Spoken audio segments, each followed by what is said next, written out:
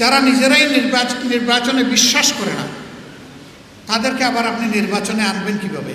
বাত গরম হলে মেহমানের জন্য সুবিধা, কিন্তু বিড়ালের জন্য অসুবিধা। গরম বাতে বিড়াল মন খারাপ করে। এই স্বৈরাচারের পতনের মাত্র 4 দিন আগে সে বলেছে, মনে ভুলে যাবেন না শাপলা চত্বর রাত 12টার পরে সাফ। এইভাবে উপবাস করে বলে নাই? কি সাফ করেছিল? দীর্ঘ 15.5 বছর পর বাংলাদেশের মানুষকে আল্লাহ তাআলা যাদের ত্যাগ, আন্দোলন এবং বিপ্লবের ফসল হিসাবে আজকে স্বস্তি উপহার দিয়েছেন, আমি সেই মাওলার প্রতি কৃতজ্ঞতা আদায় করার পাশাপাশি সেই সমস্ত বীর সন্তানদের প্রতি আমি কৃতজ্ঞতা জ্ঞাপন করছি, যারা জালেমের বুলেটে বিদ্ধ হয়ে দুনিয়া থেকে বিদায় নিয়েছেন, যারা আহত হয়েছেন, বিভিন্নভাবে যারা ক্ষতিগ্রস্ত হয়েছেন, বিদায় যারা নিয়েছেন, আল্লাহ রাব্বুল আলামিন ইমানের সাথে যারা বিদায় নিলেন, তাদের সকলকে আল্লাহ শহীদ হিসাবে কবুল করুন। আহত যারা হয়েছেন, রাব্বুল ইজ্জত তাদেরকে সুস্থতার নিয়ামত দান করুন। সম্মানিত সুধী মণ্ডলী, 15.5 বছর আমরা কী অবস্থায় ছিলাম, আমার আগে সমস্ত বক্তারা অত্যন্ত স্পষ্টভাবে আপনাদের সামনে তুলে ধরেছেন। যারা নিজেরাই নির্বাচনে বিশ্বাস করে না, তাদেরকে আবার আপনি নির্বাচনে আনবেন কিভাবে? তারা তো নির্বাচন চাইলে তাদের আমলেই নির্বাচন দিতে পারত। তাদের তো জনগণের উপরে কোনো আস্থা নাই, এই জন্য নির্বাচন দিতে সাহস করে নাই। আর সাহস করবে কিভাবে? সমাজের কারে বাকি রাখছে, কার উপরে জুলুম করে নাই। 13 সালের ঘটনাগুলো আপনাদের সবার স্মরণ আছে। জামাতে ইসলামের কথা আমার ভাইয়েরা বলে গেছেন, আমি আর দ্বিতীয়বার বলতে যাচ্ছি না, আপনাদের ধৈর্যের বিচ্যুতি ঘটবে এই আশঙ্কায়। 13 সালের 5ই মে শাপলা চত্বরে হেফাজতে ইসলামের ডাকে এই দেশের লক্ষ লক্ষ মানুষ এসেছিল, শেখ হাসিনার গদি দখল করতে এসেছিল। তারা কয়েক দফা ন্যায্য দাবিতে এখানে এসেছিলেন। তাদের সাথে কি আচরণ করা হয়েছে এর রাজসাক্ষী তাদেরই মন্ত্রী ডক্টর আব্দুর রাজ্জাক। এই স্বৈরাচারের পতনের মাত্র 4 দিন আগে সে বলেছে, মনে ভুলে যাবেন না শাপলা চত্বর রাত 12টার পরে সাফ। এইভাবে উপবাস করে বলে নাই? কি সাফ করেছিল? কোরআনের হাফিজদেরকে, হাদিসের মুহাদ্দিসদেরকে, কোরআনের মুফাসসিরকে, মুদাররিসকে, এতিম শিশুদেরকে যারা নির্বিচারে গুলি করে রাতের বেলা হত্যা করেছিল, তাদের ভাষায় এটা ছিল সাফ। কতজন বনি আদমকে হত্যা করা হয়েছে আজও জাতি জানতে পারল না, জানতে দেওয়া হলো না। তার আগে তাদের অপকর্ম আমরা লক্ষ্য করেছি। ক্ষমতায় বসার মাত্র 2 মাসও হয় নাই, 2009 সালের 10 জানুয়ারি তারা ক্ষমতায় বসেছিল, আর 26 এবং 27 ফেব্রুয়ারি পিলখানায় তারা এরকম আরেকটা সাফ করেছিল। 57 জন চৌকস দেশপ্রেমিক অফিসারকে তারা নির্মমভাবে হত্যা করেছিল। তাদের পরিবারের মহিলা সদস্যদের ইজ্জত লুণ্ঠন করেছিল। ইজ্জত লুণ্ঠন করার পরে তাদেরকে হত্যা করেছিল। হত্যা করার পরে তাদেরকে ড্রেইনে ভাসিয়ে দিয়েছিল।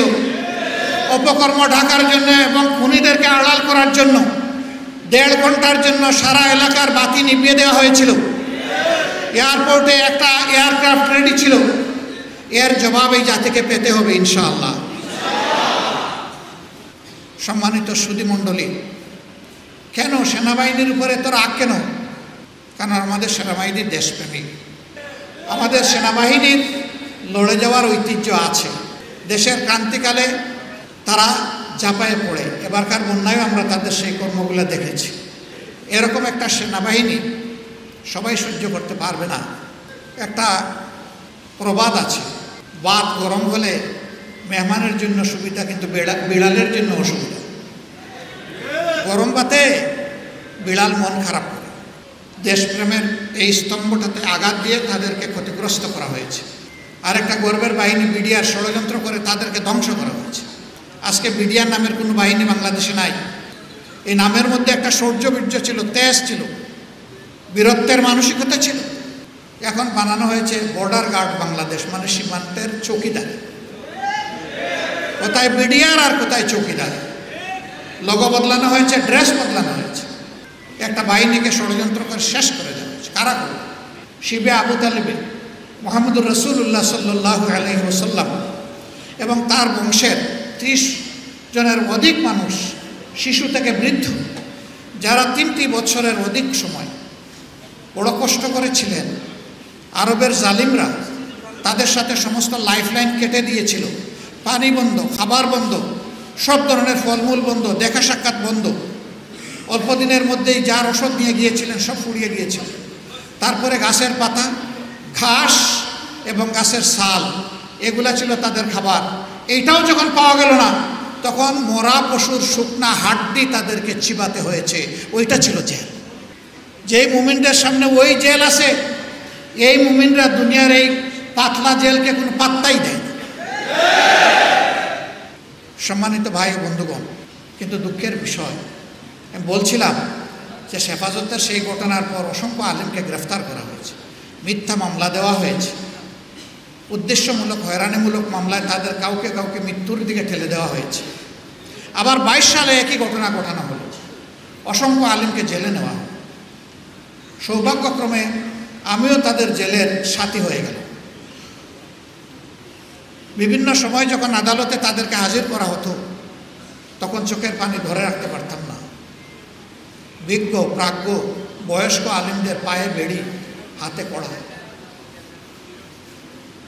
একদিন আমি একজন এসকর্টের পুলিশকে ডেকে বলেছিলাম, ভাই একদিকে আসো, ওই যে ভদ্রলোকের পায়ে বেড়ি আর হাতে কড়া, ওইটা খুলে এনে একটা আমার পায়ে আর আমার হাতে লাগাই দাও। কেন বলছেন?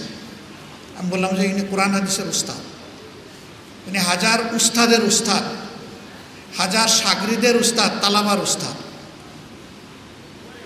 ইনি ইমামুল হাইয়া উল মাইয়া। তাদের কথায় আমরা মিম্বর থেকে শুনি, চোখের পানি ফেলি। তাদের কথায় মানুষের দিলে আসর হয়। তাদের হাতে লাগিয়েছেন কড়া, পায়ে লাগিয়েছেন বেড়ি, এটা সহ্য হয় না। বললো আপনি চাইলে এটা পারবো না। আমি বললাম তাইলে আমি চোখ ফিরিয়ে নিলাম। এক জেল থেকে আরেক জেলে এইভাবে বেড়ি দিয়ে, কড়া দিয়ে তাদেরকে টানাটানি করা হয়েছে, তাদেরকে নিকৃষ্ট আচরণ করা হয়েছে। তাদের কাউকে ডিভিশন দেওয়া হয়নি। অথচ ABCD তাদের দলের চোর ডাকাত খুনি, এদেরকে আমি ডিভিশন দিতে দেখেছি। উলামায়ে কেরামের প্রতি সামান্য ইজ্জত প্রদর্শন করা হয়নি। অথচ দুর্ভাগ্যের বিষয়, আমাদের কেউ একজন এরকম একটা মানুষকে কওমি জননী বানায় ফেললেন। এই লজ্জা আমরা রাখি কোথায়? ব্যক্তিগত মতলব হাসিলের জন্য সেই দিন নিঃসন্দেহে তুষামুখ করা হয়েছিল। আমরা উলামায়ে কেরামকে অভিনন্দন জানাই, শুকরিয়া জানাই, শ্রদ্ধা জানাই। ওই দিনকার ডাকে দেশের বিশিষ্ট উলামায়ে কেরাম হাজির হননি। বহু চেষ্টা করা হয়েছে তাদেরকে হাজির করার, না, তারা না বলে দিয়েছেন, সাফ না বলে দিয়েছেন, যা ইচ্ছা তাই করো, যাব না ওই সমাবেশে। 2 একজনকে বলতে হবে অস্ত্রের মুখে ধরে এনে হাজির করেছে। আর ওই রকম যারা কওমি জননী বানিয়েছিলেন, তারা হয়তো তাদের সাগরিদদেরকে নিয়ে এখানে এসেছে। আফসোস, আল্লাহর কোরআন, রসুলের কিতাব, কিতাবুল্লাহ, সুন্নতে রাসূলুল্লাহ লেখাপড়া করে মানুষ কিভাবে এইভাবে নিজের বিবেককে চাপা দিতে পারে? আল্লাহ ক্ষমা করুন। আল্লাহ আমাদেরকেও ক্ষমা করুন, এরকম কাজ যারা করেছেন তাদেরকেও ক্ষমা করুন। আমরাও আসুন আমাদের ভুল ত্রুটির জন্য আল্লাহর দরবারে তওবা করি, তাদেরও তওবা করা উচিত।